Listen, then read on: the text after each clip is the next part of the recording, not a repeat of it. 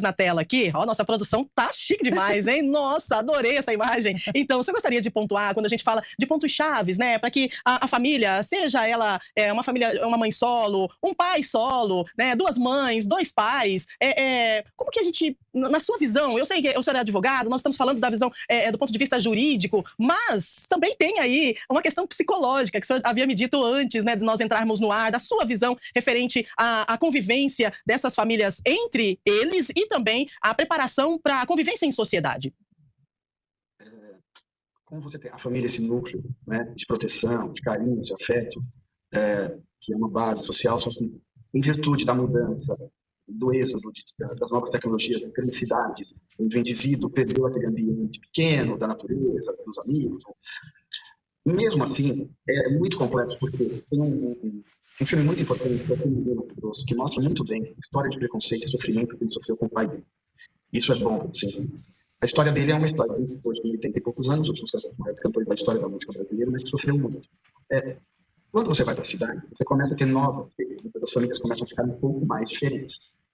E nós, quando a gente vai estudar um pouco, aí nem a psicologia, nem o direito que ensina, mas a antropologia, a gente tem um modelo patriarcal, sociedade patriarcal, com 10 mil anos de história, de família.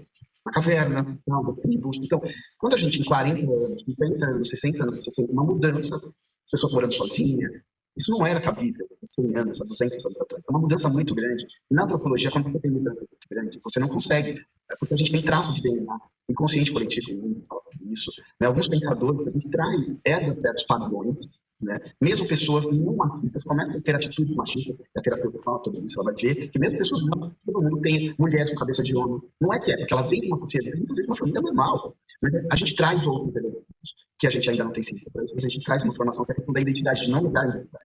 Mesmo que eu não tenha pai, você ter referência, isso é muito importante. Na psicanálise, você vai abordar esse tema. Mas o que eu acho é uma solução que a diversidade aconteceu, que são famílias multiparentais, de que tem relações afetivas. Isso já está legalizado no Brasil. Que as soluções que a vida vai dar, pais, que a gente fala, o pai do coração, que é mãe do coração, que pode ser qualquer pessoa. E hoje a legislação já dá direitos de você ter direito à herança deste pai que é de outra família, que é um vizinho que tratou como afeto. Você consegue fazer isso com o folclore. Você pode ter dois pais, o pai do coração, o pai pelos afetos, e o pai biológico, que precisa tirar. Então, mas, para isso, você tem a anuência, a ciência do pai biológico. Se legal não saber, você entra na justiça e consegue fazer isso. Então, hoje, em virtude de herança, isso vai aparecer muito sobre isso. Uma outra questão importante, eu vi um caso sobre essa família, mas que eram irmãos que moravam juntos. E que, de repente, um vai morar para um lugar e deixa a casa para esse outro ficar morando. A justiça já tem entendido que é bem de família, esse irmão que ficou na casa não pode ser penhorado, tudo bem? Porque tem um irmão lá com base única, mesmo não morando, pode ser uma família estendida, e a gente não está falando nem a gente está falando de uma família mais estendida, onde gera certas proteções. Então, e aí eu falo, é pelo afeto, é pelo carinho.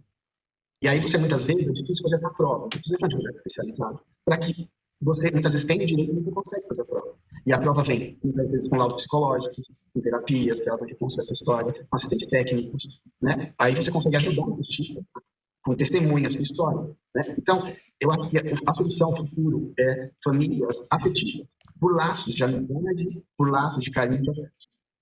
Muito bem, famílias afetivas, né? Afeto, carinho, né? Acredito que isso é o principal para a criação, né? A criação de uma criança, para que um adulto possa, quando essa criança possa se tornar adulto, ela possa repassar o que foi aprendido.